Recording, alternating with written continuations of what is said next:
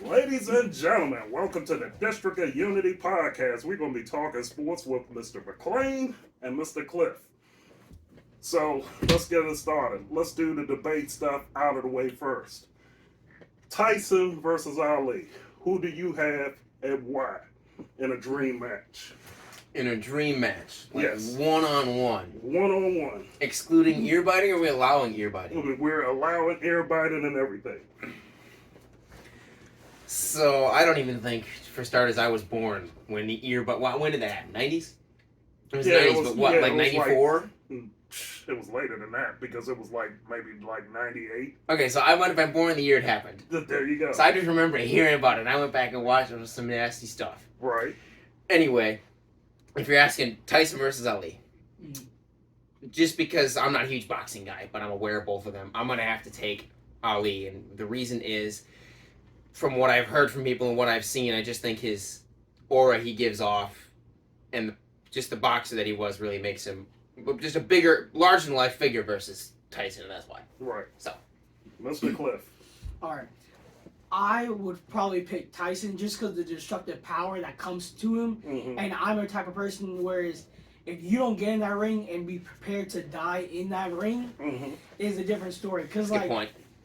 There's lives can be taken, right. and if you don't take this man, the other man, opponent seriously enough to kill him, you're gonna be fighting a losing battle. Right. So I feel like just the fact that he's the man that will go to you and then just instantly think about it's either me or you walking out of this ring. Exactly. It's gonna be me, and I'm gonna fight like it's my last fight. And there's no wrong answers to this.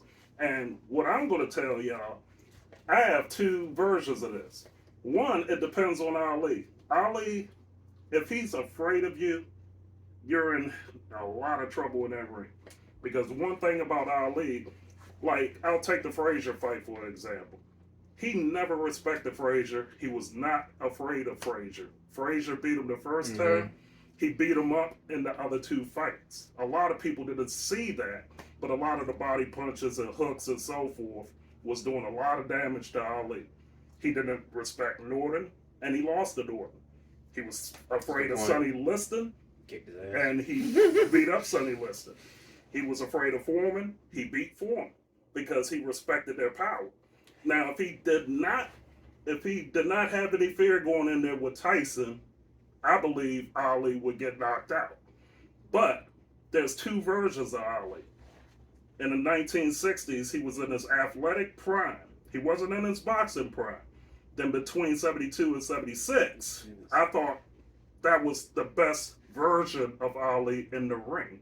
Even though he slowed down, even though he didn't have the athleticism, he knew boxing. He knew how to defend a lot better than what he did in the 60s because he boxed wrong. He threw a lot of punches off of the wrong foot.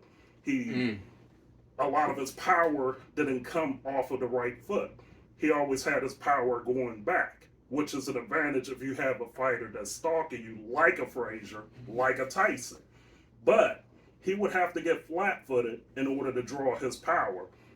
If he had to get flat-footed early, that's walking right into Tyson's domain. So it's the mindset of Ali that you would have to think about. Did you want to say something? Well, you bring up two interesting points of that. First thing that comes to mind when you said of somebody being afraid of somebody. Yeah.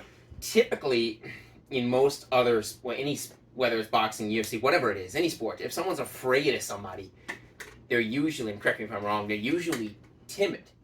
They're not aggressive. They lay back, and they're not in the. It's usually flipped. If that makes sense. And then the other point, you brought up a great point with him being in his athletic prime versus his boxing prime. Right. There's that, and you said between 72 and 76 is later in his career. You find that middle ground, and you see it in other sports too, I think, where I'm going to use the NBA for example, just because that's what comes to mind for Mm-hmm. me. Is you use guys in their 20s. They're just jumping in the air and then they're figuring it out later. They don't have they have this, but not quite. It hasn't been honed and precise. Correct. And then when they hit like between 29 and 32, Mm-hmm. they still have that athletic freakish, not totally freakish, but almost right here. You know, let's just say they're here, they're still right here, but they have their brain to go with it, and that's when they get scary. Mm-hmm. And I think a perfect example is the one that comes to mind for me is LeBron James. Mm-hmm. You've got his freakish athleticism in 03 to 10 with Cleveland, Mm-hmm. but then when he hit like Miami and his last year in Miami and his first 2 years in Cleveland, he still had the freakish athleticism, but he was so smart about the game that it made him, I would say that's his most dangerous version. But anyway, that's made And two good points. see, I'm gonna do a transition between Tyson and Ali to Michael and LeBron. But the Of course, last we'll point, come up. the last point that I want to make about Ali, he changed the sport. He made it a more boxing was already global because there was nothing like it anyplace else. You know, boxing, wrestling, baseball, those were the sports. And of course, you had soccer and golf. You know, believe it or not, back then in the 70s, that Right. was big. You know, it wasn't big once football really came of age and so forth. But Yeah. Ali had a lot of commercials, he had a lot of fans, and he brought a lot of people into boxing that weren't, you know, diehard fans. It was a lot of casual fans. It's like a lot of people wanted to see Ali get beat up. A lot of people wanted to see Ali finally get his, and then all of a sudden they got used to him being up there. And when he beat Foreman, he was the uncrowned god of the universe from that point. And everybody wanted to see Ali win every fight. Even if he didn't do well, they wanted to see him win. Same thing with Michael Jordan. And we're going to get into this with the MJ LeBron debate. Yeah. First of all, Michael Jordan brought a lot of people that didn't watch basketball into the game. Yeah. Even more so than Dr. J, Yeah. even more so than Magic Johnson, Larry Bird. Yeah. Yep. I get. And a lot of it had to do with the marketing. A lot of it had to do with his selective interviews. He was See, very. Yeah. We didn't have social media at that time when Michael Jordan was in his prime, so you didn't really know what his thought process was about politics, about a lot of cultural issues and so forth. Whereas LeBron, you actually have that on record. So now, as we transition into that, who do you think is better, MJ or LeBron? Well, I'll get to that, but I think you want to go first. Or you want me to hit that? No, you can go first. Okay, all right. Well, you make a good point that I didn't think about until we just sat down right now. Bringing up, obviously, I agree with, MJ made the game global with the marketing and his shift. Most people, not most people, but there are some people in the world who they know Michael Jordan as a basketball player, but they probably couldn't even tell you who he played for. But they can tell you about his shoes, Exactly. Yes. especially in other parts of the world. And Nike has done a wonderful job of that. And Exactly. you're right, Bird never wanted to be a huge icon. Bird just wanted to play basketball. He was a small town kid from Indiana. He just wanted to hoop. Right. And Magic and the Showtime Lakers really, Magic was obviously the key contributor to why we have the Lakers what they are right now. Right. But it wasn't global. That was just an LA. Yeah. It was just an LA thing. Yeah. But you do make and players back in the 80s and 90s, I don't think they were encouraged to speak their mind about things They off weren't. the court. And see, that's the key, because you really didn't know what was on their mind with some of the social issues. And I don't think anybody truly They didn't care, cared. And it's but at the same time, it wasn't present. It wasn't like somebody was like, "Hey, Magic, what do you think about the George Floyd thing?" Even though, they didn't have a George Floyd back yeah, but then. they could have asked me now. I'm not because Magic was obviously had caught an HA, but '92, I think, if correct me if I think '92 was the year. Wasn't that like the big LA riots? You would never see anybody walk up to Jordan after a game and ask him about those riots. Right. Never. But now today, it's a totally different story. So that brings up. You never knew what Jordan was thinking, and no one really cared. Yeah. The spotlight was on him for basketball and basketball only. Exactly. And I think, looking, and I didn't think about it before, The media protected a lot of the stars back then. now the media is, I think people's view of LeBron, not all of them, but there's a good chunk of them that don't like LeBron, and it has nothing to do with what he does on a basketball court. Absolutely. It has everything to do with what he may have said on social media, or what he may have said in an interview, or what he may have done about this and that. Right. And those type of, not opportunities, I'm not going to say because they were not pitfalls. Right. Those type of pitfalls were not prevalent back in the 80s and 90s. But for example, I can think of Jordan's teammate Dennis Rodman. Yeah. Dennis Rodman. Well, you don't need to go. He would be in. He might not be in prison, but he wouldn't be on an NBA roster certainly in today's game. Yeah, The of things that course. he did and the things that he got away with because there was no social media and there was no cameras all over the place all the time. Mhm. He got away with certain things that just would not fly nowadays. But, as weird as this may sound, Dennis Rodman was also protected by the media back then, too. They wanted to stir it up a little bit. Mhm. And he was a good lightning rod to take some of the pressure off of basically a dull game. I mean, not dull as in terms of competition, dull as in terms of personalities. Because you'll have the same interview over and over again.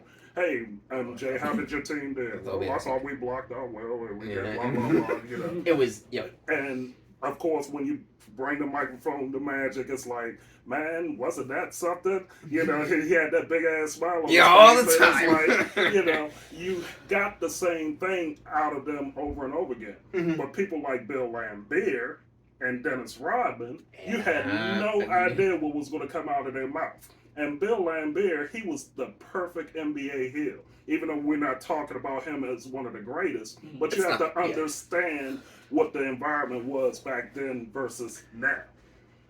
Go ahead. And you bring up another good point is personalities back then. The game was, Michael pushed the envelope to become it global. And when it got global, I think the NBA was kind of, they're like, oh, we have something here. Yeah. We're really global. We're making money because when Jerry Buss bought the Lakers back in 1978 or 79, whatever it was actually, it wasn't considered you're going to become rich when you make this investment. It was kind of a risky investment. Yeah. And then when the Lakers and then Michael was the huge pusher of making it global, the NBA said, we have something here. Let's protect it in a certain way. So there wasn't people, like you said, they wanted personalities, but they had to write their own narrative of what personalities they wanted. Exactly. And that's what they got with Laimbeer and Rodman. You never knew what they were going to say.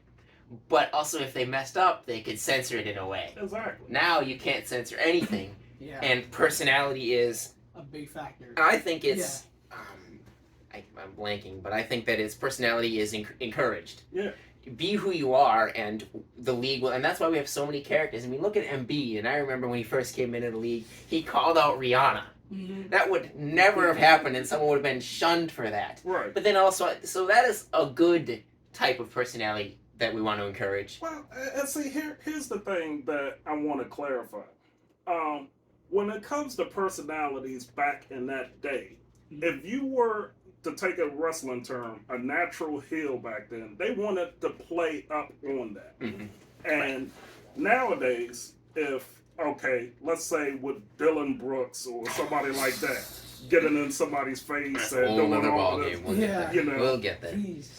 they don't like that nowadays because it's a wild card, because for a while LeBron could be the good guy. It's like everybody loves him. Then all of a sudden something happens in the nation, something happens in politics, whatever, and he gives his opinion on it. And to a certain degree, I'll say this with LeBron. He doesn't read the temperature in the room well in every situation. But if you ask him for his opinion and he gives it to you, what are you mad at? Yeah. You can't be upset at somebody because what do you want him to do? Lie to you? You asked him about it, he's gonna give you his thoughts, whether you like it or not, and that's just the environment we have created. Yeah. But we're getting total off topic. We can get back in it, but you asked me Jordan versus LeBron. Absolutely. I don't like that argument because I think that it's totally two different eras of basketball. You've got the 80s and 90s versus now, where it's Trae Young, Steph Curry, these guys throwing up threes. And obviously, I never saw Jordan play. Mm-hmm. I've seen LeBron I remember his first game, October 29th, 2003. I remember. Exactly when was that? My goodness. He hit a mid-range pull-up from 15 feet, one dribble fadeaway on the right by the baseline. Anyway, not the point. I remember that because I was 5. Right. I don't remember the hype, but I remember the day I remember his first game. And I don't know a world, and obviously you don't, and you're a little bit younger than me. You don't know a world where LeBron isn't a top 3 basketball player in the game. Yeah. And the thing that sets, I think, LeBron above Jordan, I think there's a multitude of reasons, but my number one reason is just the way that the game has changed so much, how he's been able to evolve. Right. And how he's been able to stay prevalent from when he started to now, and the longevity. No one has been this great for this long.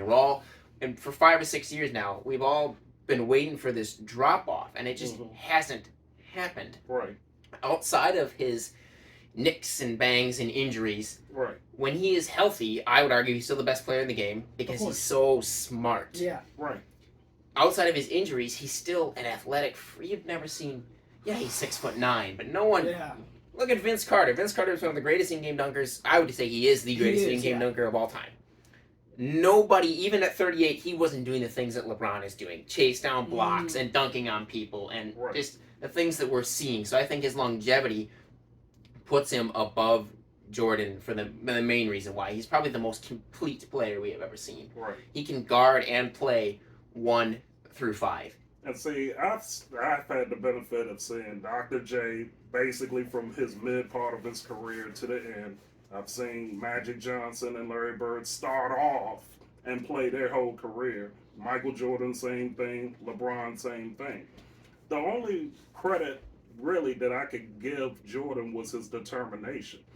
And the love of the sport came from a lot of marketing. I mean, people nowadays think how LeBron is being marketed. That's one thing, because you have so many more outlets to put information out there. But when you have the mass media pushing you, and of course you're gonna be, you only have eyes on Jordan. Now you have so many eyes on so many different players, just like he brought up Curry, just like you could say Giannis and so forth and so on. They didn't have that back then. So Jordan, that's the first basketball player that would come to your mind. It's either him, Magic, Bird, Dr. J, even though Dr. J was retired, and Kareem, because I had the benefit of seeing all of them. I've actually gone to games where each one of them have played, so I've seen them live. See, I would love to have them go back now, just to have it, just to look at it, to sit there. It would be breathe and just look at that. You know something that I'm gonna and you're gonna look at me like, really, that's really weird. But when we go back and watch clips from the 80s, you know, like the TV is really hazy and the picture's really hazy. Yeah, and it's just black and white. Or even if it's not black and white, it's just, I understand that that's not how the world looked in 1985, but to me, that's how the world looked in 1985. When I envision you sitting at a Lakers game in 85 at the Forum, I picture that Magic was hazy and pixely, although it's not possible. That's not important, I just had to point that out, but anyway. Now imagine how I felt looking at something from the 50s and 60s where it was just totally black and white, and it didn't seem like it was reality at all. And then when you actually met a person, like I met Richard Nixon, it was like, I didn't expect him to be that short, and I didn't expect him to have such a large head on him, because he had the largest head of any person that I'd ever seen proportionally to their body and so forth. But that's a whole nother podcast for a whole nother day. We'll get there. We're getting... But you have to understand how people looked at MJ. And that's why I wanted to bring the Tyson-Ali comparison to MJ and LeBron. Because, see, Ali had that forum where he could say whatever he wanted, and he had the mass media. And people hated him at first, but then they fell in love with him because they got used to him. Just like MJ. A lot of people back then didn't think he would ever get out of the first round. Then, when he finally got out of the first round, they never thought he would get past the Pistons. Then when he did that, it was like, wow, he won his first title against Magic, and the Lakers and so forth. Then he went through Clyde Drexler. Then he went through Barkley. And Barkley, the round mound to rebound. Gotta love Chuck now. That guy is is a character. Sorry, go ahead. Right. No, I mean, and you had two teams back then that he never faced in the finals. You had San Antonio and David you had Robinson. Houston. You know, those two just so happen to be right a little bit after his prime, and everybody's doing a what if and so forth. And Chicago didn't really do well against teams that actually had good centers and so forth. You So- make a point, yeah. So if you really want to get into the debate with Michael and MJ, compare who they actually went against and when, you know. So, you know, that's one argument I'll say. And I'll tell everybody, I love MJ. Matter of fact, he's my greatest player of all time. But LeBron, I cannot sleep on LeBron because some of the stuff that he's doing now, none of them could do. The only ones that lasted that long in the NBA in the past like that will be centers. Mm-hmm. You know, Robert Parrish played for like 22 years. Yo, You had- jeez. You had Kareem, he played for 20 years. Okay, were they productive? Absolutely. Were they prime players? Absolutely not. And then look at MJ when he played at 38. He always had ice on his knees all the time. And he was nowhere near. Nowhere. Same. He wasn't the same. Of course, he didn't have the same teammates. They make the excuses just like they make for Ali. When he went past his prime, they made excuses for him because they got used to him. You know, with LeBron, they make no excuses for him. It's like everything he does is wrong. Oh, you're not supposed to play with a super team. You're not supposed to want to trade up. That's how they looked at it. And I that bringing you back to the image of, if you talk to, for example, someone who watched basketball and who's 55 now and they watch Jordan Right. and they follow the NBA, they're going to tell you that, obviously they're going to tell you, oh, Jordan's the greatest of all time. And I disagree with you, but I'm not going to sit there and say you don't have a valid point. Right. And I'm not going to say Jordan's not a great player because he is. Yeah. And the game is where it is because of Michael. Yeah. And it's the thing that people don't understand is, and they want to look past, they want to talk about how Jordan, if you listen to anybody, they'll tell you Jordan was 10 feet tall. Yeah. And he was unguardable, and he Right. could do this Right. and do that. Right. Now I think that what sucks is everybody's always just trashing on LeBron. Nobody just wants to appreciate how good we have it. Yeah. There will Yes. never be another LeBron Exactly. James. There will Exactly. never be somebody who, I agree. just like there will never be another Shaq. Yeah. And see, the argument that I'm making is against myself. Because a lot of older folks like myself who watched MJ, who watched Magic and Bird, who watched Dr. J and so forth, the game progressed with the next series of players. And everybody's saying how bad the NBA is now. Have you ever thought about all those images that all of the players had from back then up until now? It's like, oh, I've seen Magic do this with this dribble. I'm going to do that with this dribble. Look at Allen Iverson. Look at the crossover. Look at You it know. now to the step back. And see, Tim Hardaway had the crossover. Oh yeah. There was a lot of players in Jordan's time that was more skilled than him. And then they want to talk about, they want to just say, oh, Jordan was this and he was so great at everything. Well, no, he wasn't. But they just pushed him that way. Right. But he also, Jordan had that personality of, they picked, if they were going to push somebody, they picked the right guy. And you just say a killer, right? Yeah. That brings me up to another good point. Mm-hmm. LeBron isn't a killer in a sense. Yeah. Jordan was never, gonna go be buddy with someone after the game. Mm-hmm. It was like frowned upon. And now Draymond Green and LeBron are gonna battle it out on the floor, but then you get off the floor. Those two guys, if anybody who course. follows the NBA knows, they're really, really good Close friends. friends, yeah. Exactly. Chris Right. Paul too. Right. And Draymond will go and give LeBron his flowers. And I'm okay with Right. that. Yeah. Right. I'm fine with healthy competition. Now, to the extent where, let's just say some guy falls down, I'm not helping him up. Mm-hmm. You know, that's your Yeah, teammate's job to yeah, help you Yeah, up. you're supposed to sit down and get them. Yeah, pick you you're up. supposed to, Yeah. and I'm not gonna now. If I took a guy out and I accidentally hit him, I'll help him up. But if Yeah. he falls down, I'm not helping Yeah, him of up. course, If he's not why on my would you? team, I'm not Yeah. helping him up. It doesn't need to go to that far. But if you want to be friendly with somebody off the floor, that's totally fine. Right. And Jordan didn't have that, and that's okay. Not everybody But needs the that. pay structure was different then. Yeah. You have to think about that too, because if you're playing for your livelihood, that's your enemy over there. Now, Mm. a lot of players, they have the contracts coming in.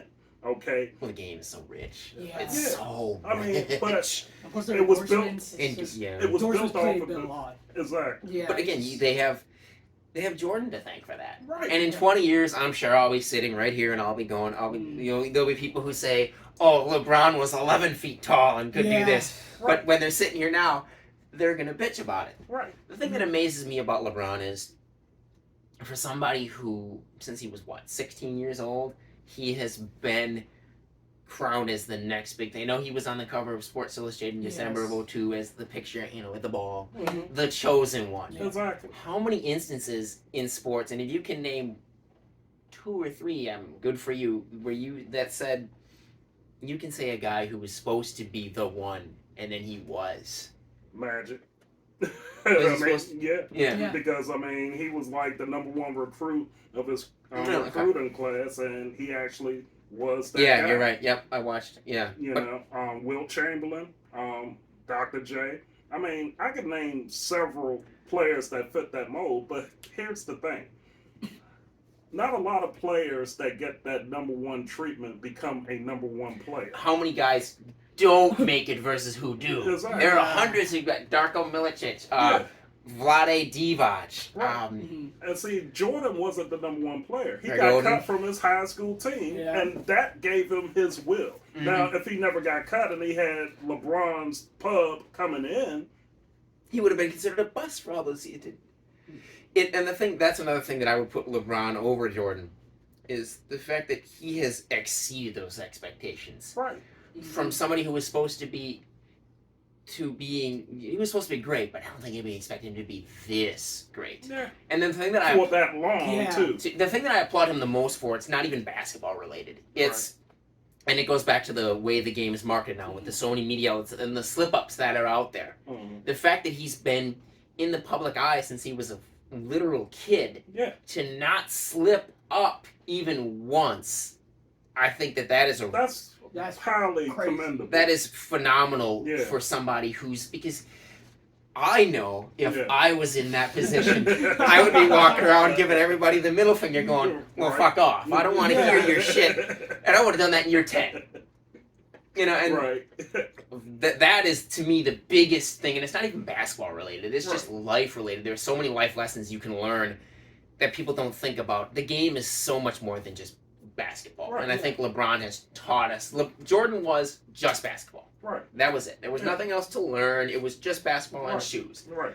LeBron is, yes, I want to be the greatest basketball player, but also I want to be a philanthropist and a businessman and a family man off the court that people can look up to. And then think about this with LeBron too. How many off-court incidents have you ever heard with him? I haven't heard any. Nothing You like know, Kobe. Nothing. I mean, he Oh, was yeah, always with his wife.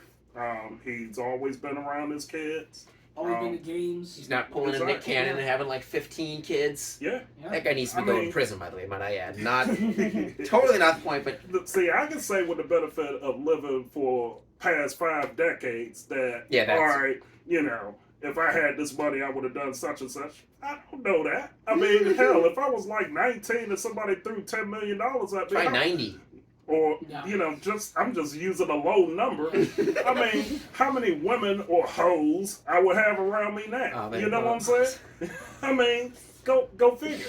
Any one of us, if we had what LeBron had coming out What and to be able to would stay we grounded, Do that I exactly. have to give him a lot of credit. Yeah. To even focus on basketball, that guy could have retired at the age of 25. Not even, and he had a $90 million contract by the day he I was know. 18 years old. Can you I believe know. that? Mm. That's insane.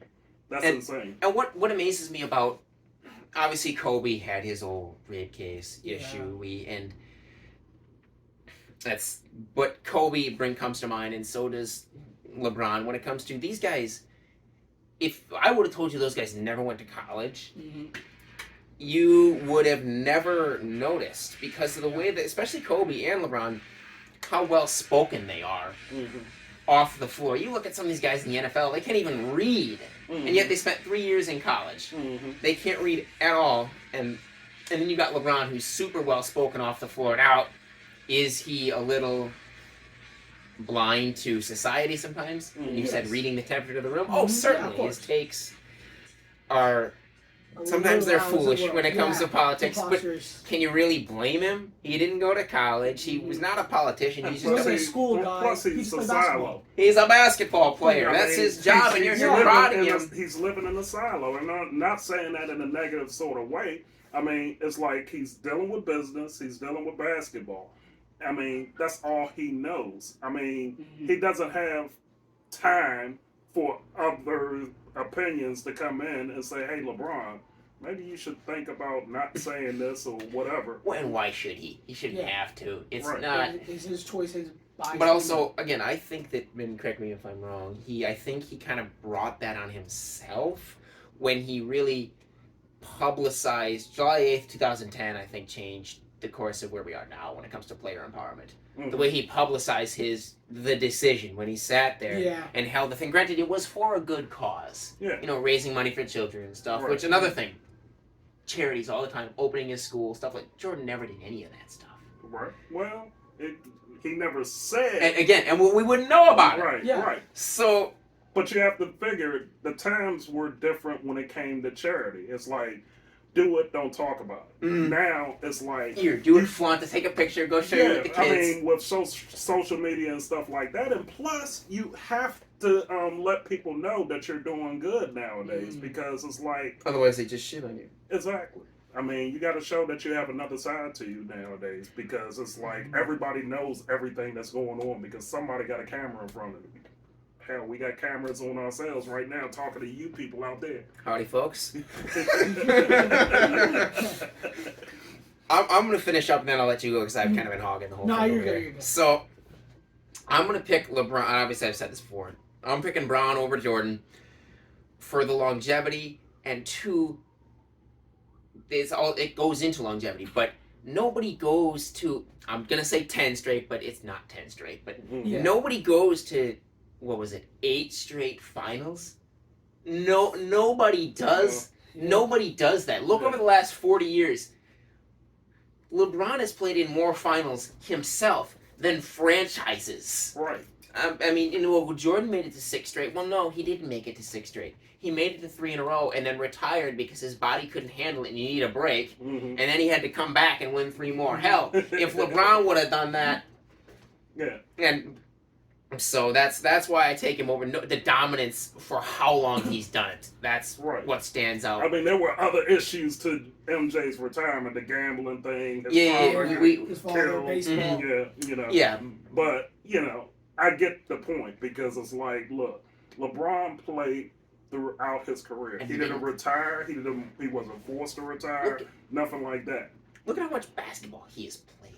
He hasn't played, and that goes to Jordan. Jordan get knocked out in the first round. You're not playing another 30 games or whatever it is. Right. I know that 14, it's not going to be 30. If you win 40, it's 16-0 obviously is a championship. But anyway, I've done the math. He's played like 20 seasons now, his regular seasons. He's played 4 seasons of playoff basketball. Oh, yeah. When you're playing that deep, you know how much mental that must take to be done in June? You have to fire it back up again in like a month. Oh, yeah. I know. And Kyle Korver was a teammate of LeBron in the, I don't know what it was, 2017 season. When LeBron was in Cleveland, his second stint in Cleveland, he was sitting on an interview one time, I was watching it last week. He said the most impressive thing about LeBron is his ability to do it again tomorrow, the next day. Yeah. Yes. And he remembers a story. They were playing like a double OT game up in Sacramento, or wherever the hell it was.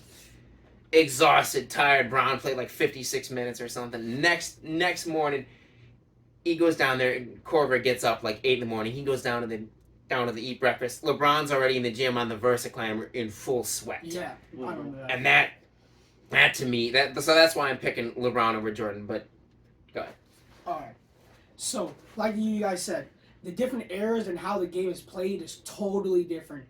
It's hard to do that because the rules aren't the same. And how we play the game is totally different than how we used to play before. Like, you can say there's more defense back then, but there's also more skill right now. And that plays a difference because, like, think about it. If a guy back in the 80s, 90s went against Kyrie, are you really going to guard a guy that does 100 dribbles? Same thing with it. Like, think about it. You can also flip that too, because is Kyrie going to be able to handle the physicality because he doesn't play defense? But Not think the about point. it. Now you don't see a lot of people doing the under the hand, the floaters, like it's just like you would not do that. You would go straight to the rim and try to get close to either lay it up or dunk it. But back to what we were saying. I would say LeBron, just because of how rounded he is. You can put him through 1 through 5. You can guard him with anyone. You can put him at the 3. You can put him in the paint. If you need that ball to get in the hoop, he will do it depending on how it is, how you want it. If you need him to distribute, you need him to do this defense, guard, like his what was it? His 2016 block.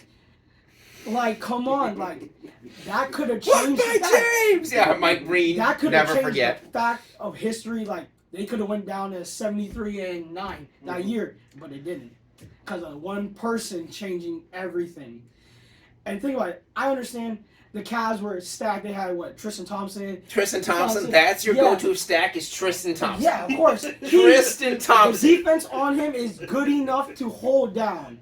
Because, like they said, I hated the 2015 conversation about Iguodala and him. Yeah. Like, he was like, what, 40, 13, and 9 in that series? And you're telling Iguodala held him down? How?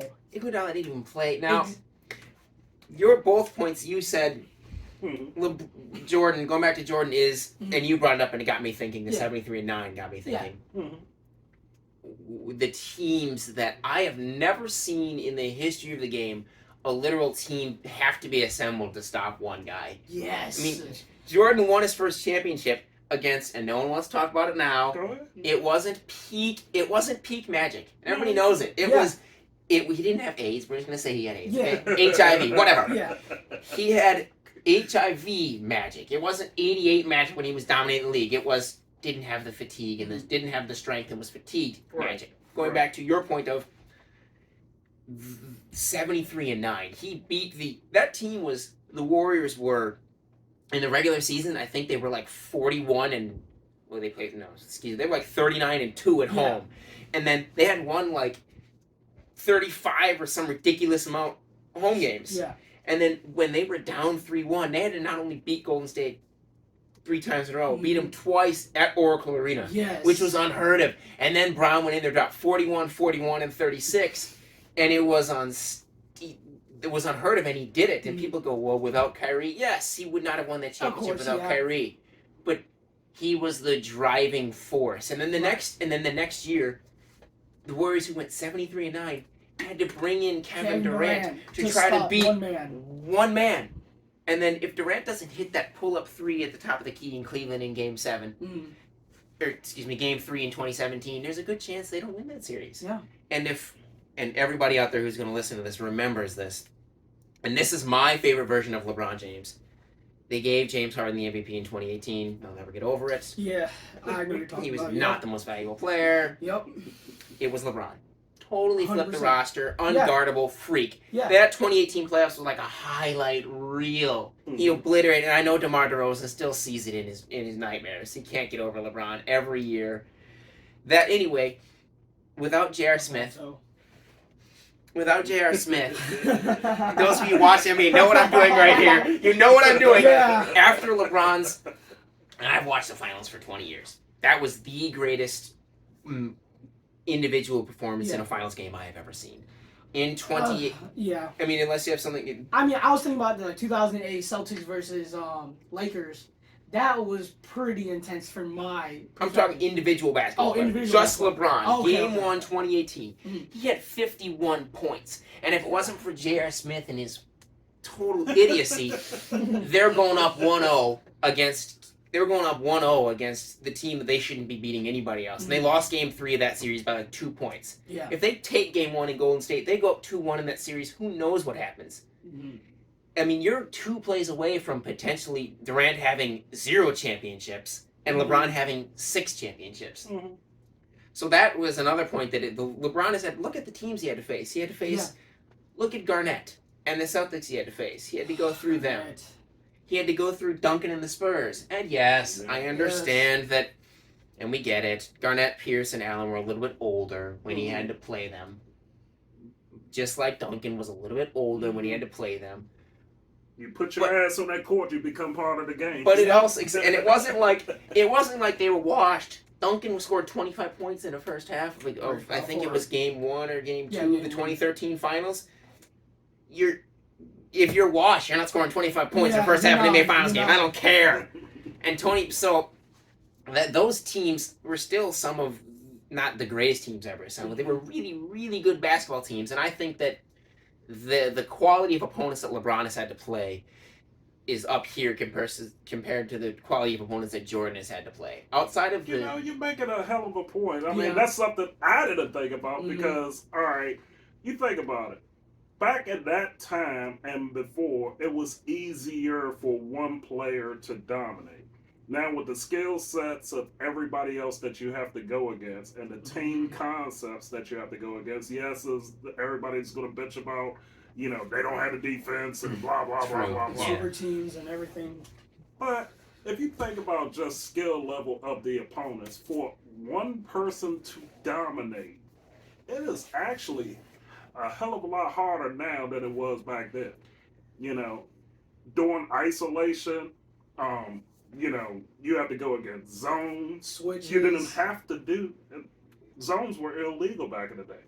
So now you have to play against all these. It's a mind game more than it is a physical game. Yeah, it really is, and the skill has improved increasingly. Yeah, Jordan had to play good teams, but you look at, for example, and I think this is another huge example of it. LeBron, when he left Cleveland, where did Cleveland go?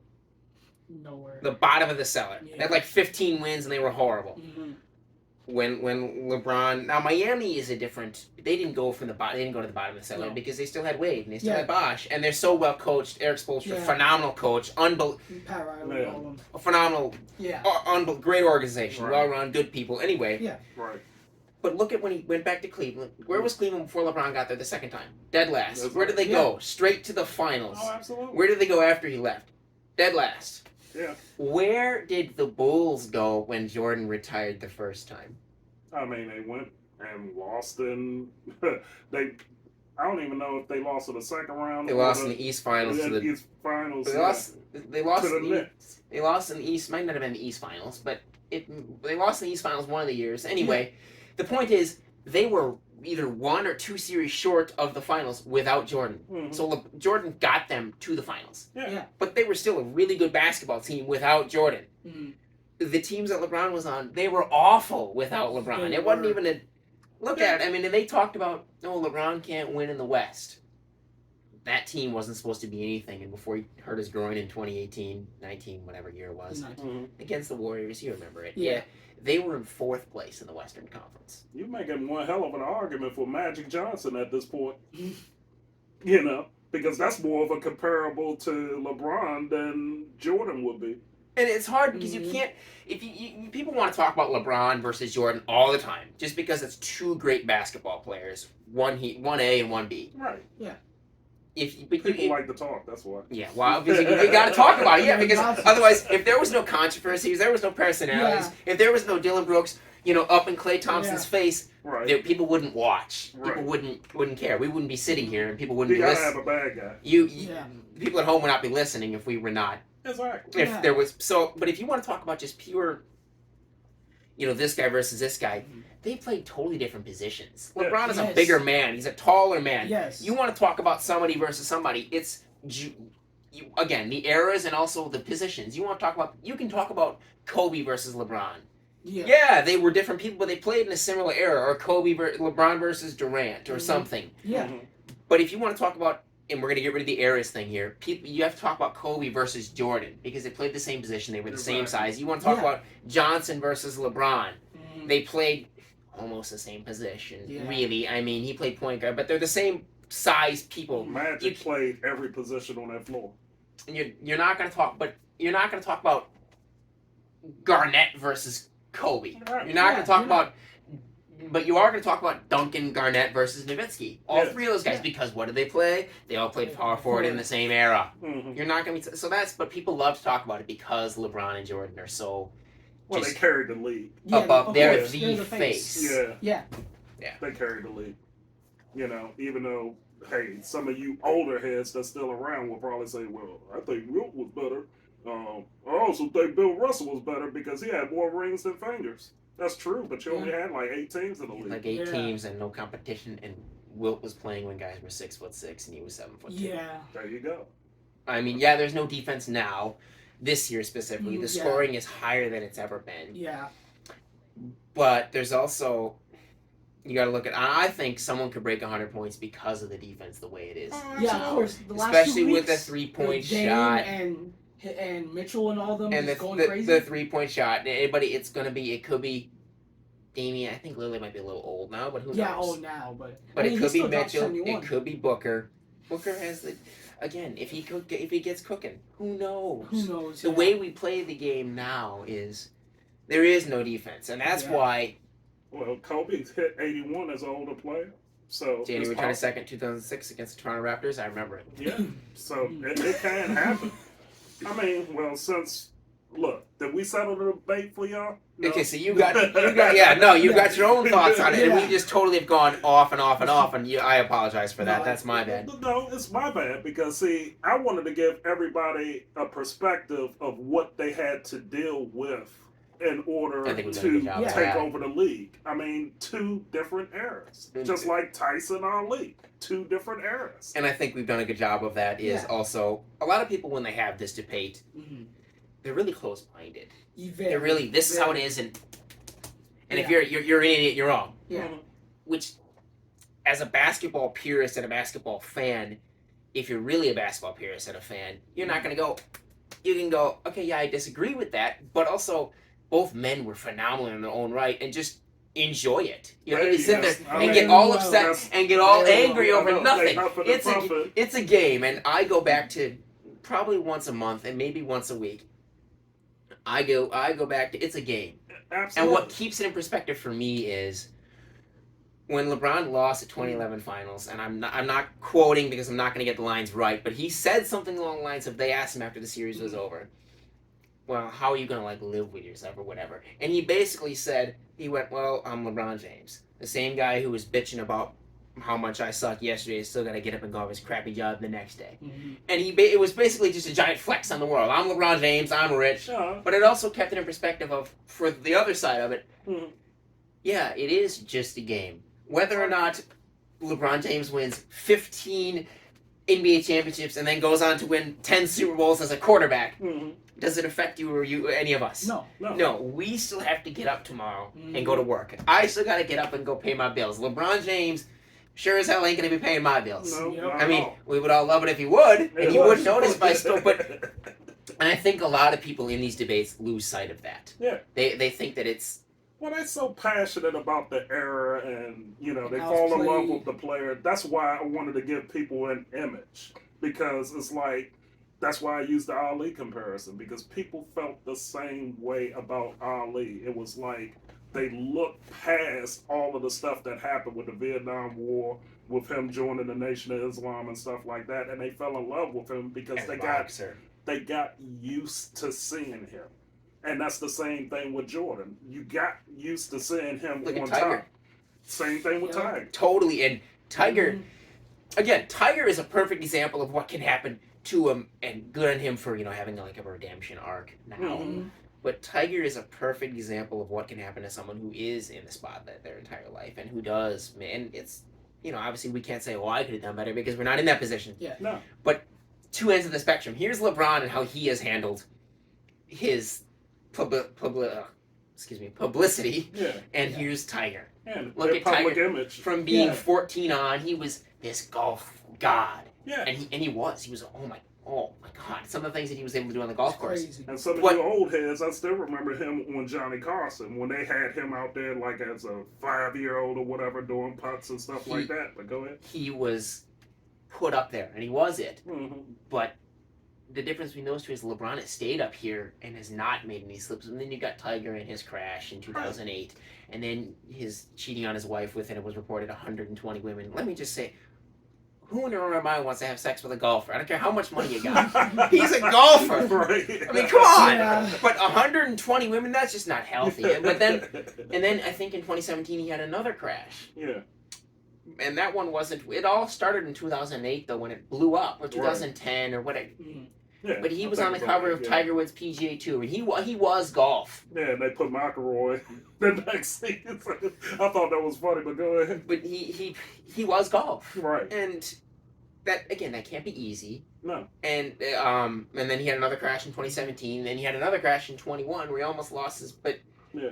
I think Almost lost his leg. his redemption arc to admitting, okay, I have a problem. I need to get counseling, and he did. And to come openly and say that is not easy in the public eye. Yeah. To apologize and then to have his redemption arc to win a Masters. But there you go. That's really, and yeah, I think it was good, and because sometimes when something happens, a lot of people, there's obviously the people who want to just act like it never happened, and then there's the group that never wants to forgive the person. People make mistakes. We're human. It happens. Yeah. I fuck up every single day. Yeah. People who work with me know I piss people off. It happens. Yeah. But I apologize. We fix it. We move on. It's called Exactly. communication. And then you got so it's two ends. People who act like it never happened. People who are refusing to forgive the man. Then people right in the middle who go, okay, he made a mistake, but is he fixing and learning from his mistakes? And if you do, you can get back towards the forgiveness end of the side. Exactly. And I think we've seen that when it comes to Tiger and the way he's been. He's admitted his mistakes. He hasn't shied away from them, and he's really. I think if you look at his son now, Charlie, who he's allowing to just play, and I think that's good. But that it just goes to see how badly it can go wrong with one slight misstep. Yeah. I mean, and you think about it, Tiger was a prodigy, and that's a good comparison to LeBron because basically his whole life was laid out in front of him. And he bowed to the pressure, and he bowed to his own, dalliances, to say the least. And that's not, look, that when you're in a spotlight like that, even if you're not, I could think, I was high up in the organization, just getting a little bit off topic or whatever. It was like, women that will step up to you that you would never think that you had a chance at is all of a sudden looking at you like, if I talk to Carl, maybe I'll get promoted here. Or, well, let's go out to lunch because he can take care of me and blah, blah, blah, blah, blah. They're thinking all of that in their mind. And I'm not saying, I'm not sitting over there dumping on women because there's guys that do that too. Exactly, when women are, but it's, money does a lot of things to people. Money does a lot of things to people. Money you can look up Antoine Walker. Do you know who that is? Yeah. Okay, Antoine Walker was a Boston Celtics, right? Yeah. Miami Heat. Employee 8. Number 8. Yeah, and he was Miami Heat too, wasn't he? I think it was Yeah. Miami. Yeah. Yeah. Back when he was like James But he's Posey. more known for Anyway, Boston. he made $125 million or something in his career. And he went broke. How do you... So it's amazing what happens when to people who have no money and then they have money. A lot of gambling he did. A lot. And then you go broke and even on smaller scales, publicity and the way Lamar Odom, he wasn't even a superstar. No. But he almost died. Yeah. But he also... I think he's really changed his life around too. Yeah. But money does a lot of things to people, that's all I'm saying. Yeah. I mean, and the thing of it is, if you're not grounded, I don't care what you do. I mean, you could be a janitor or you could be a CEO. If you're not grounded, you're going to make bad decisions. And it will completely F up your life. And so